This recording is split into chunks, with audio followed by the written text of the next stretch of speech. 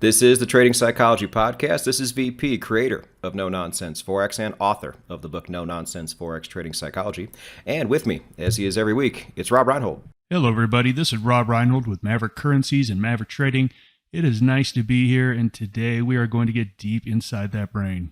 That's right, traders. For episode 29, strap in, pull out the 4-foot bong, and take a hit of acid. It's another Robb Reinhold esoteric deep dive episode. I'm excited, but Robb, tell us what you have for us this week. In our episodes 1 through 4, I really want to go back to that. Hopefully everyone has watched those episodes or listened to them, but let me give you just a quick overview.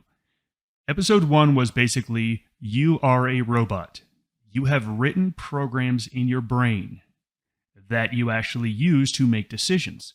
It's not a conscious thought, because we talked about several experiments that they've done in neuroscience, and basically your prefrontal cortex, where you make logical, rational decisions, takes about 4 seconds to spool up and go through all the possible things that could happen before it makes a rational decision. The studies show that almost all decisions are made well before that 4 seconds is up. How is that possible? Well, it's possible because your brain writes programs. And one of the names for these programs are called heuristics. And they write these programs to say, okay, I touched a hot stove for the very first time. I didn't know what it was. It brought pain. So now every time I'm near a stove, I'm going to run this program that says, hey, check if it's hot. Look around for it. That had programmed your brain to where now you no longer have to think about what to do around a hot stove. And we do this throughout our entire lives. Like when we meet someone for the first time, that first time something happened and it programmed your brain to be distrustful of people. Or maybe you became very trusting of people based on that first reaction. The thing you need to understand is that when the brain is writing these formulas, it's because the chemicals that are released during those interactions, like when you touched that hot stove and you had that pain, your body was flooded with chemicals. And those chemicals help write these programs. And the stronger the release of these chemicals were, the more likely that is going to be written in as a program. So as you went through your childhood, your life, all these things were happening to you. And what you didn't know is that these chemicals were sloshing around in your brain and you were simply reinforcing behaviors. So when you were an adult, you no longer had to think about those behaviors. That's really what episodes 1 through 4 were. And then we talked in episode 4 in how to change those programs. This is going to be another one of those episodes to help people out on how to change those behaviors. Now look, I am not a neuroscientist. I'm just someone who's super interested in this stuff and super nerdy and came across it, let's call it 15 years ago. And I tell people all the time, I have not read a book on trading, like technical analysis or trading, in 15 years. All I read now is stuff like psychology and behavioral economics. So because I am not an expert on this, I'm going to pass you off to a gentleman named Andrew Huberman. Now, I was actually turned on to Andrew Huberman by one of your listeners, Patrick, and I want to say in episode 2, I was talking about all these things, and I read in the comments like, oh, Robb, you must love the Huberman Lab. Check it out. Now, I had heard of Andrew Huberman, but I didn't know anything about his podcast. I've been checking him out for the last 6 months, and thank you very much for that recommendation. I actually remember that comment, and he's somebody who just kind of came out of nowhere. Like I went from never hearing about him before to seeing him pop up on my YouTube feed and everything, like all the time now. Yeah, he's definitely done a good job to get himself out there in social media. So look, there is a specific podcast. Just go to YouTube or anywhere where you can get his Huberman Lab podcast. It is episode 39. It is 2 hours and 14 minutes of just talking about dopamine. And look, he is where I go for whenever I have questions. He has some great stuff. That is where, if you want more information on the chemicals and everything that happens, I'm going to point you to episode 39. In this podcast, because we are not scientists, we're going to talk about how to use this in trading because we are professional traders. We've gone through a lot of these processes, and we really want to map out what role dopamine has played in your existence as a person and as a trader, and some of the positives it's done for you and some of the negative is done for you. Let's talk first about what is dopamine. Dopamine is known as the reward chemical of the brain. This is there for our survival. Basically, dopamine is released whenever we do something that is considered conducive to our survival. Let's go back, however long, all the way back to when we were cavemen, and we went out and hunted for food. And we went out and hunted, and we ended up getting a much larger hunt than was expected. And because we did some different things in that process, dopamine flooded our brains, and it wrote a program that says, hey, when you do these things different, it actually creates a bigger reward. And it signaled that to the body with a larger release of dopamine than was previously done. So it is basically a reward for action. It is a reward for motivation. It is what gives us our drive, and it's also what gives us things like craving and our current mood. Patrick, what's a memory that pops into your mind of when you worked hard at something and got that elated feeling after? I don't know if it was, well, yeah, I can probably say in recent memory, it would be when I saw my YouTube channel take off for the first time, because it was completely unexpected.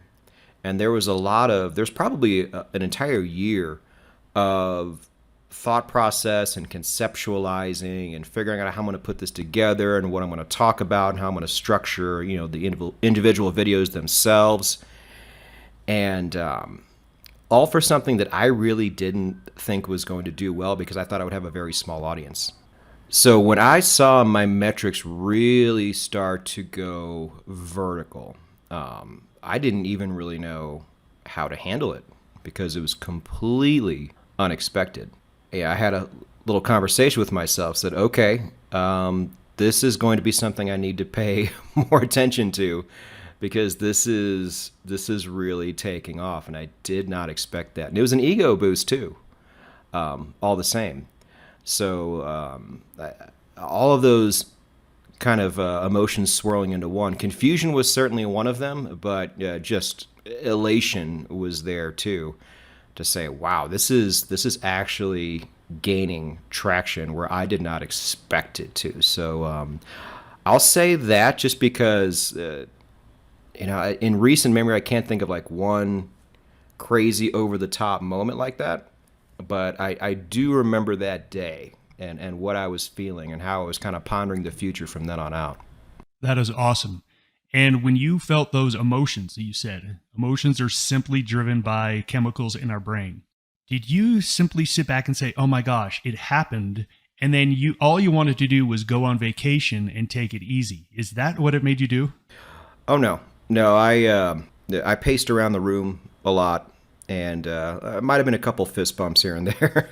But no, I immediately thought of, how can I add to this? How can I do this more? What's my next video going to be all about? And how can I start bringing more to the table is what I was thinking. That's exactly what dopamine is for. That was dopamine that was flooding into your system. And instead of being a payoff, it was kind of a reinforcement of what you had done before. And it was a motivation for where to go forward. So that is the role that dopamine plays in this whole process, is that we go out and we try things. I mean, just think about when you were a child and you went out and you tried new things. You went out and tried this. You went in and tried this. And some of those things gave you a bigger dopamine payoff, probably because of genetically that fit your personality very well. And when you got that payoff of dopamine, you now became more dedicated. You now became more motivated in order to do it. So it plays a very, very important role in learning. It is a payoff for success. Now, on the flip side, it is also a punishment for risk. And by punishment for risk, we mean the lack of dopamine. So when you go through all this work and there is no dopamine release, it now does the opposite. It makes you less motivated. It makes you have less drive. So this is how dopamine works within our systems.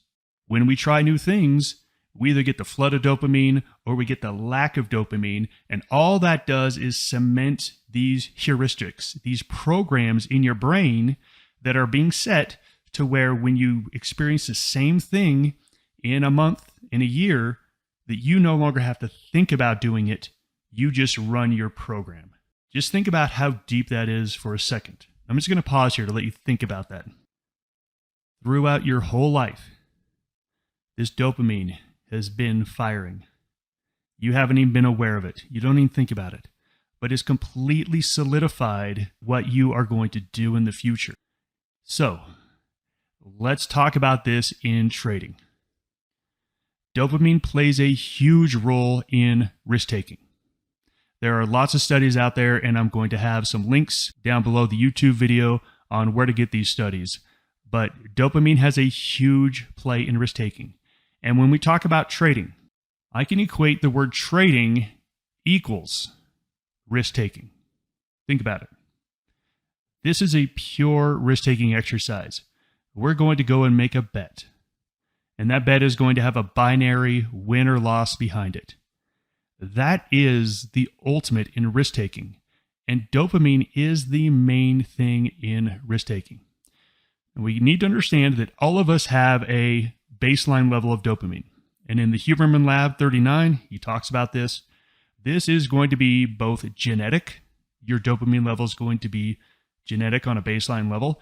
And then it's also going to be your past dopamine cycles.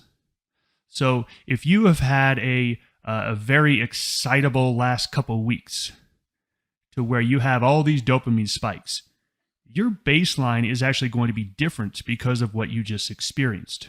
You've got your genetic baseline and then your past history baseline. So you need to understand how this is going to come into risk-taking. And some of the things we have talked about in this podcast, we've talked about overtrading. We've talked about undertrading. We've talked about hesitation. We've talked about over position sizing. A lot of these things, the basic cause of them is dopamine and the dopamine of your past trades. So Patrick, can you remember a time when you had this streak of winners? You had all those dopamine in your system. What did you want to do after that streak? Well, it depends on when I had them. When I have them now, and I think you and I have talked about this before, there's always that creeping dread that a nice little string of losses to cut into these wins is right around the corner. And that's just experience talking, really. But when I was a younger trader, you feel invincible. I mean, you see your account go up by a lot, and it's all because of what you did. That's pretty hard to wrap your head around, because I remember idolizing, stockbrokers and big time, Wall Street traders, and these guys are getting, 10, 11% every year, and they all drive nice cars and have boats and stuff like that. And here I am, like, crushing that in a span of a couple months sometimes. And you get this like Scarface complex to where you just think you're just completely untouchable, and it all comes in a very contracted amount of time too. So yeah, you feel like the king of the world. Like you think this is just going to be how it is now. So I mean, I can't even put into words what that feels like. I certainly thought I'd be quitting my stupid job sooner than later. But I also started doing what I always tell people not to do, and that's to make projections. You're like, all right, well, if I'm making this much now, what will this be by the end of the year? What will this be 3-5 years down the road?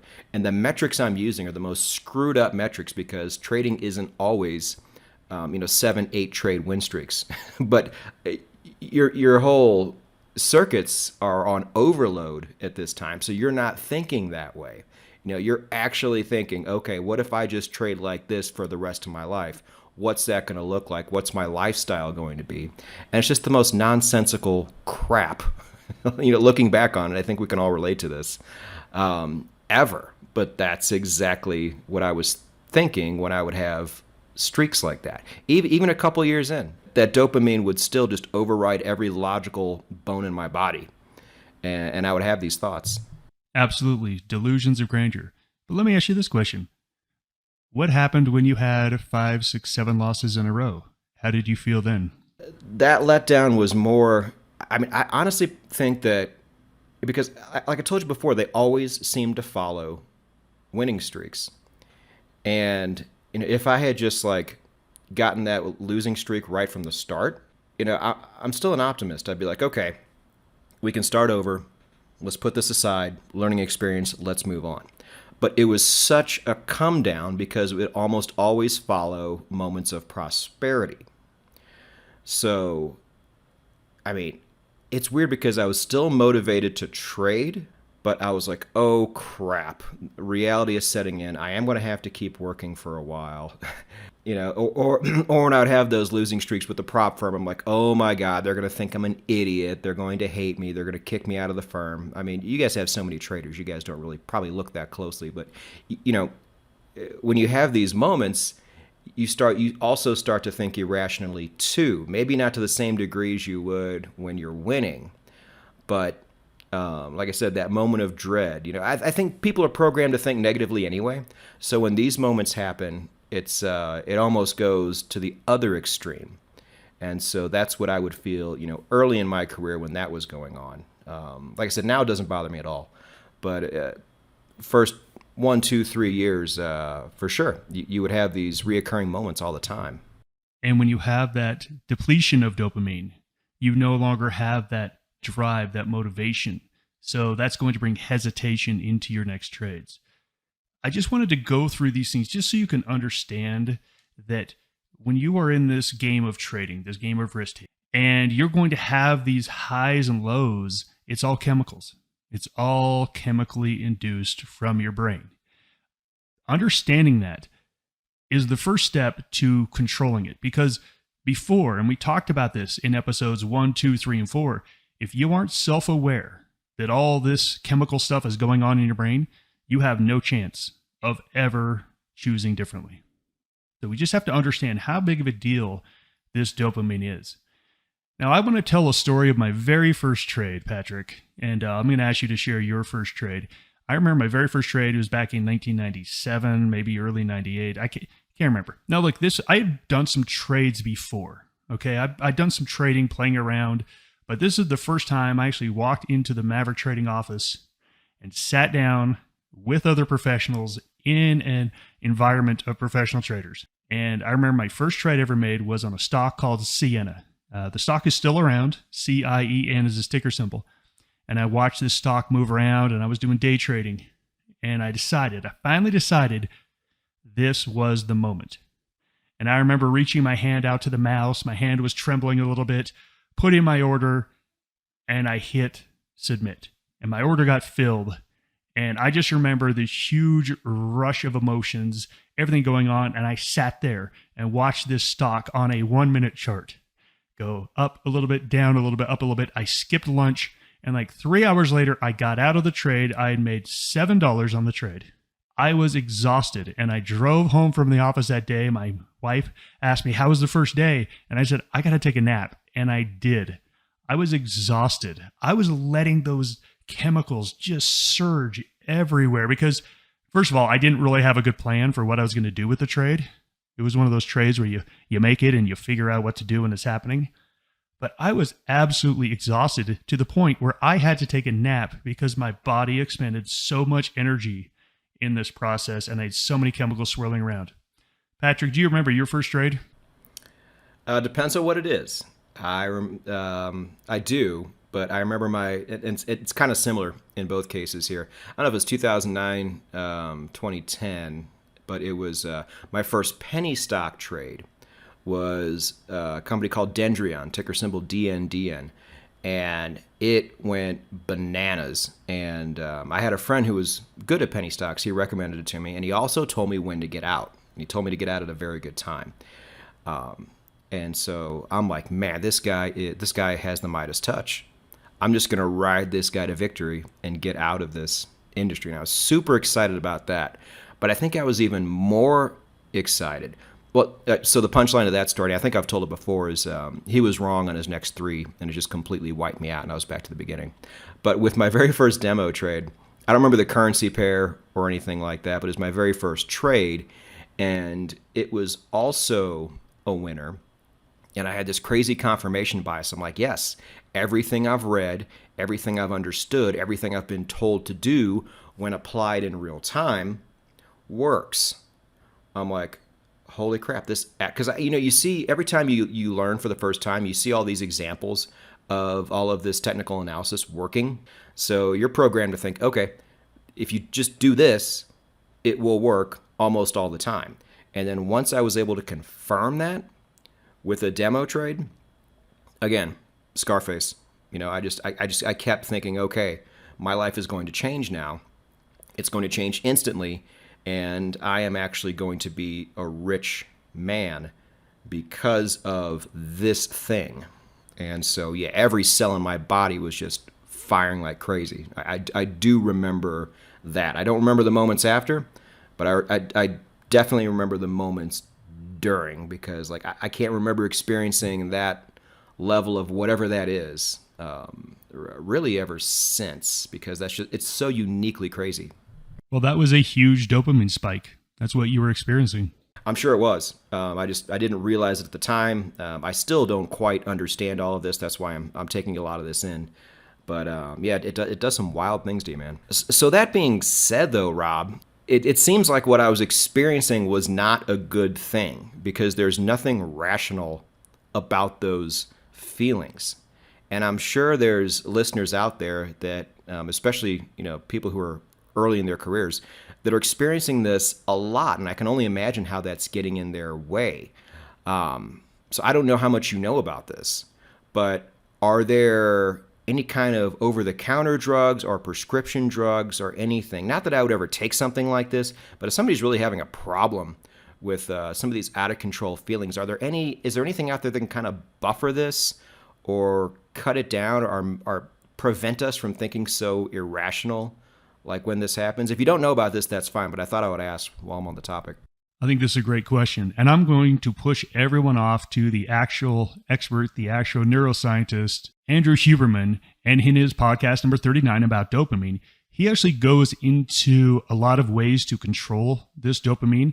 And one of the very first stories he tells is when he had to go to the hospital and he was having some sort of problem. And so they gave him an IV and they put this drug in his IV. And he said that within just seconds, he started to feel so down. He's like, the most down and depressed I've ever felt in my entire life. And he's like, oh my gosh, I feel horrible.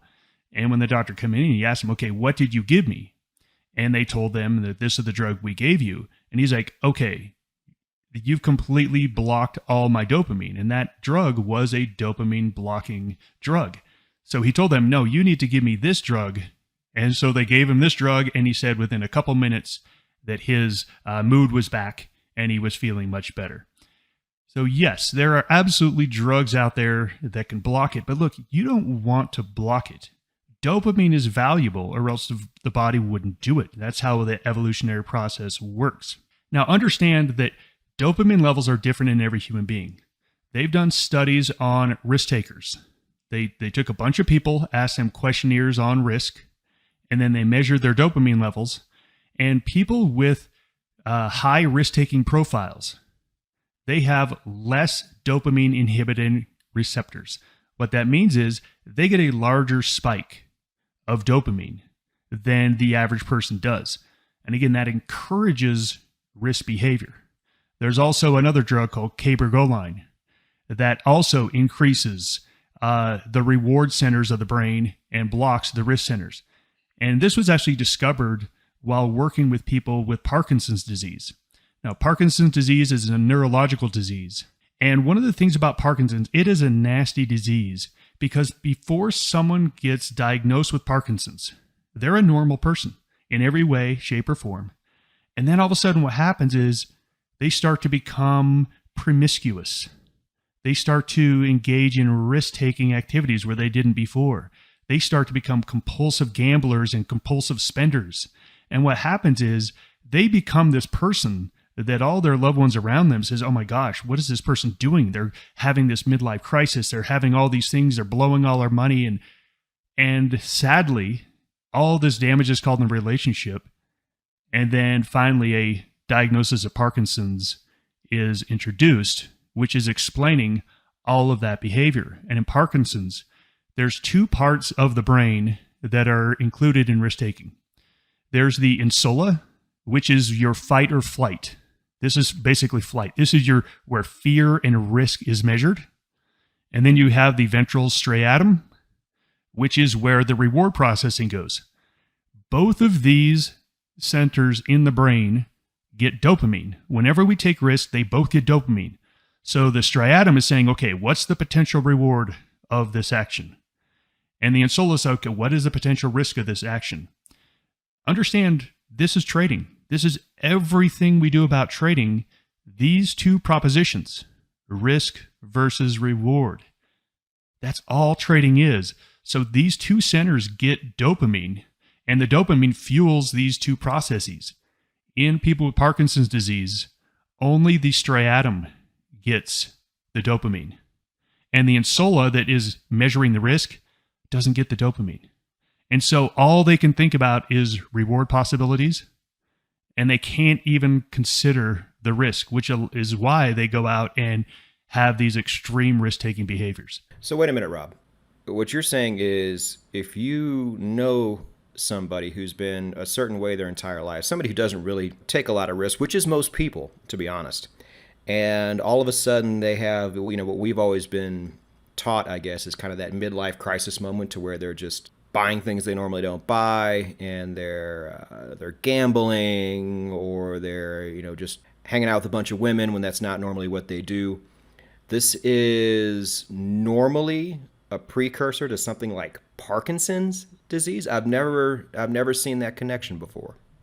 The first time I ever heard about this, I had a good friend growing up, and his mom and dad got divorced. And I asked, why did they get divorced? Like, well, mom just started going out and sleeping around and all this stuff. And turns out she had a disease called Huntington's disease, which is a horrible, horrible disease. And, the marriage was already ruined. Her relationship with her kids were already ruined. When she finally got the diagnosis, it's one of the saddest things I have ever heard about, this process. And then it wasn't them choosing it. It was all about this disease. Yeah. So if you do know anyone in your life that's doing that, please recommend they go get checked. Here's the problem. Someone in that state of mind is not going to want to get checked. They're into taking risk at the moment. Going to the doctor isn't risk taking. It's risk adverse. No, for sure. That's that's the complete opposite of risk taking. That's prevention. So yeah, I don't even know how you talk somebody into doing that. You might have to get forceful with them for their own good, especially if that's going to be the result. That's pretty rough. Well, shoot, then is there any preventative medicine out there that we can be aware of, either before something like this starts to happen or on the off chance something like this starts to happen, assuming it's properly diagnosed, to make sure we don't end up either, worst case scenario, like you said, Parkinson's or Huntington's disease, or just somebody who has no control over our dopamine and lets that steer the ship, as opposed to our actual intellect and evolution and things like that should be steering the ship. Sadly, things like Parkinson's and Huntington's are genetic disorders. And one of the scariest things was my friend had about a 50% chance of having Huntington's. He was married at the time, didn't have kids, and there's a 50% chance that he could pass it on to his kids. They decided that they weren't going to have kids because he didn't want to pass this down. Ultimately, they wanted to have kids, so he decided to go in and get tested. And the test takes 6 weeks until you get your results. Can you imagine knowing that you might have a disease where somewhere in your 40s or 50s you just go insane and then die at 55, and you have to wait 6 weeks? Great news. He got the results back. Both him and his sister were not carrying the gene, and he's got 2 kids now and doing great. So look, there is the disease part of this. There's really nothing you can do about it. It's genetic. Let's talk about the other part. We all have this dopamine, and it is very healthy to have. And if you understand and how to use it, you can actually use it for your benefit to become better, to become smarter, to write these programs that are very, very beneficial. Again, I'm going to push you off to the Huberman Lab episode 39. He has a bunch of techniques where you can actually increase dopamine, do things that will actually help it. I highly recommend it. But let me give you the one takeaway from what he said. He said that you don't want to focus on the trophy. Think about it. If you have to work and work and work, so let's just do something like losing weight or getting bigger, whatever one, it doesn't matter. So let's say your goal is to lose 20 pounds, and you go out there and you're on the treadmill, and you hate it. You can't eat because you have to be in a caloric deficit, and you hate it. Nothing is enjoyable. The dopamine isn't reinforcing that behavior. And then you finally meet that goal of losing 20 pounds, and you get the dopamine rush. Here's the problem. It's gone. Once you have a dopamine rush, dopamine levels crash below your baseline. It's a guarantee every single time. So that person, after losing that 20 pounds, yes, they did it. What's next for them? It's one of the reasons why most people regain all the weight they lost, because they tied the reward to the goal. And then they didn't have anything left after. Huberman says, tie the reward to the process. Tie it to the process. So when you are on that treadmill, whatever you can do to make that enjoyable, do it. Listen to your favorite music. I use it to watch NFL football. I love in the fall. I actually work out a lot more in the fall because I only watch NFL football if I'm walking on the treadmill. That's it. It's the only time I allow myself to watch NFL football. So I love NFL football. So I'm getting exercise on Sundays. I'm getting it on Thursdays. I'm getting it on Saturdays. It's great. And on Mondays. So 4 days a week, I'm exercising because I just want to watch football. But I tie it to that. So whatever you can do to tie the goal to the process, that's what you want to do. And we've talked about many episodes in here. And Patrick, I know this is a huge thing for you to focus on the process. Systems over goals, man. We've talked about it. Yeah, I have over time. And this didn't happen overnight. And then again, I didn't have anybody to tell me to do it this way. But this is one of those things I just figured out over time was, falling in love with the process itself. And the rewards don't have to be dopamine inhibited. It's like, okay, I have a certain podcast that I need to listen to so I can be informed when I make my podcast later. Now, when do I do that? I do that in the gym. That's my time to do that particular thing. And if I'm not in the gym, then I don't get to listen to it. The same with a certain Spotify playlist that I really, really like. It's a reward, but it's a very small one.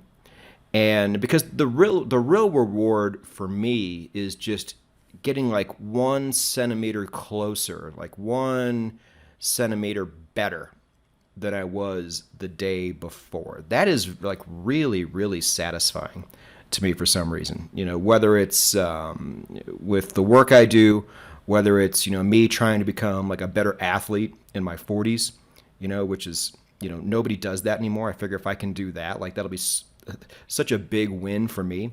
But yeah, just little stuff like that, just getting closer and closer, that sense of accomplishment you get every day by completing that, getting better in Spanish. That's another thing. Like I have all these little things that if I can just manage to get myself a little closer than I was the day before, that is a huge reward for me, because over time, I understand what the payoff is going to be. I don't know what it's going to be.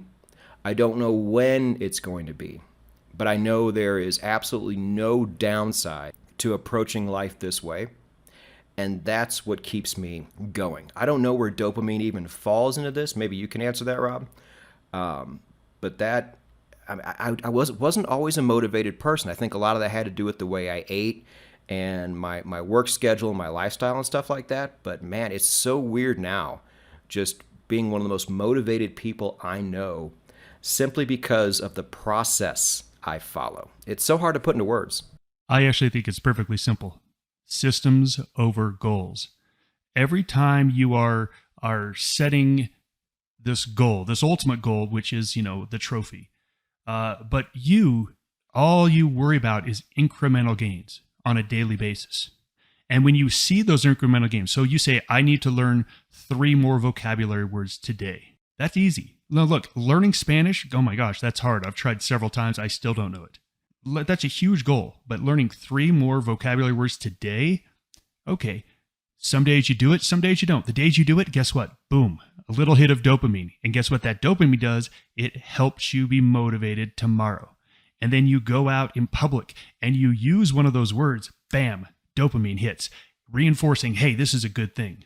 So if you understand how dopamine works, you can actually use it to program your heuristics, the things that you no longer need to think about, where you wake up every day excited to learn 3 words in Spanish.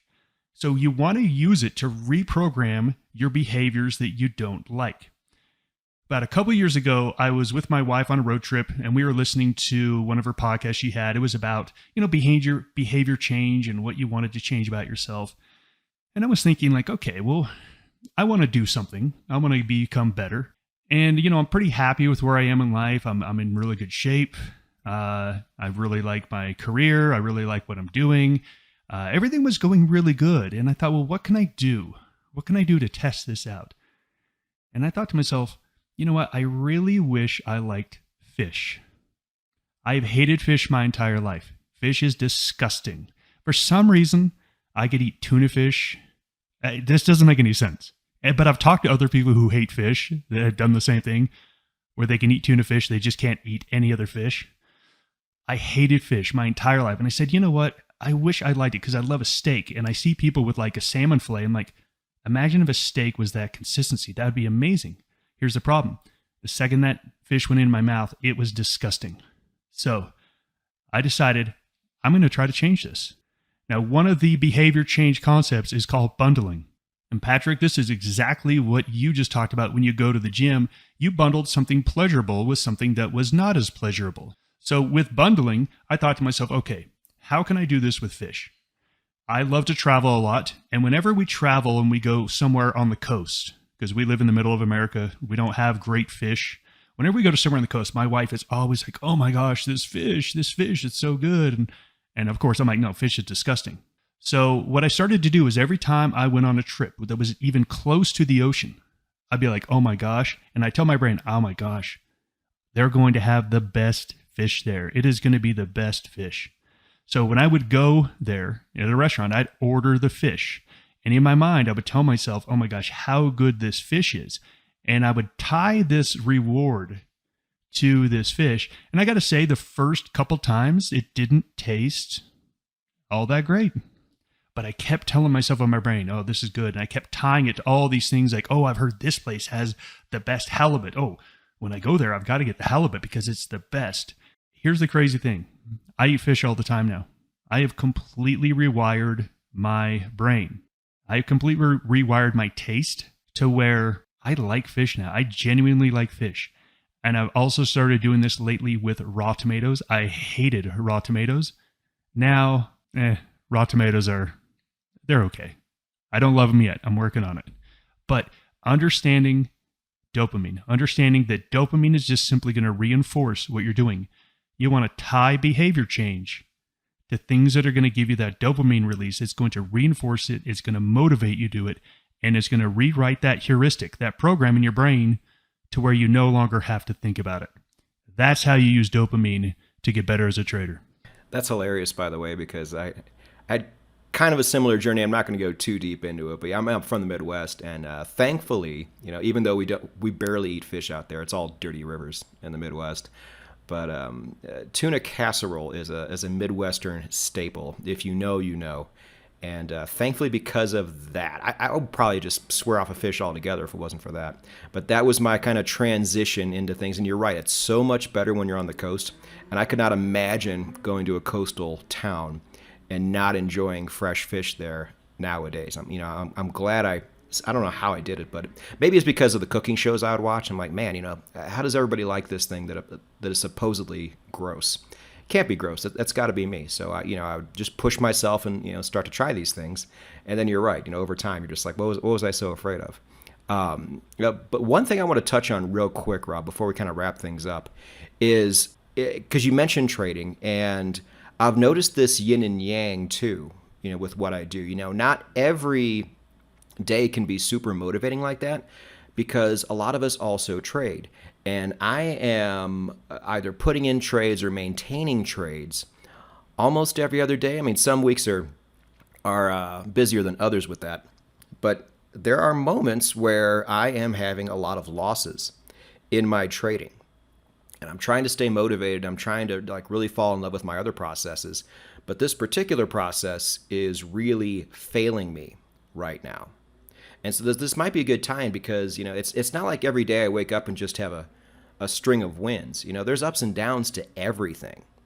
Now, one of the solutions, I guess, that I've noticed, and I talk about on my channel and probably on this podcast too, is just taking that one particular thing with trading, because there's so many ups and downs to it, and just not caring about the result, because sometimes that it will put a damper on your entire day if you don't find a way to make this transition. So can you talk about that a little bit, yin and yang, to where it's like, okay, get really excited about this thing over here, but this other thing you do that actually has money involved, find a way to just completely not give a shit about what happens to this thing over here? That's a great question. And you really want to limit your dopamine hits from your trading results. If you can completely eliminate dopamine releases from your trading results, it's going to be so much better for you. That is why position sizing is so important. And people think position sizing is important mathematically, or position sizing is important because of this. No, position sizing is important so that the gains or losses you take don't create such a crazy release of chemicals that you blow the next trade. That's why position sizing is important. Yes, there's some mathematical benefits. Yes, there's some other reasons, but that's the number one reason. So if you're tying your release of dopamine to the results of your trades, it is going to set you up for failure. That's why we've been talking in this podcast, is tie your results to how well you adhere to your trading system. That's a win. And if you take a loss, but you adhere to your trading system, you get that dopamine payout, all of a sudden that reinforces your desire to follow your system. Systems over goals. Use this to your advantage. Let that dopamine hit when you do a good job as a trader taking a loss. Let that dopamine hit go. Don't let the dopamine hit of, I just made, X percent. Okay, big deal. Focus on the system, not the goal. So to kind of wrap everything up, and the moral of the story here is, you are saying that I can actually have some measure of control over my dopamine on a day-to-day basis? Absolutely.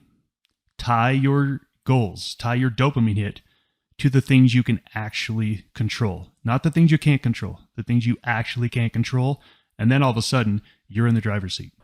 Well, on that note, thank you for hanging out with us all this time. This might be the longest one we've ever done, Rob, but I think it was a really great deep dive. I did not know what to expect when we put together the notes for this episode, but it was really great. I hope there's a lot of takeaways for you guys out there listening. If you are on YouTube listening to us right now, and you have any stories you want to share, put them down below. We got some really good stories last week talking about pleasing your family and things like that. I was really pleased to see the diversity of the stories we got for that. So if even if you're listening to this on a podcast player, which the majority of you guys do, if you want to come over to YouTube and share a few stories about experiences you've had that maybe you didn't realize it was dopamine at the time, but knowing what you know now, maybe it was, and how it affected you. Hey, we're all friends here. Put them down below. But that is going to be episode 29 for this week. For VP and Robb Reinhold, thanks for listening, and we'll see you next week. Goodbye, everybody.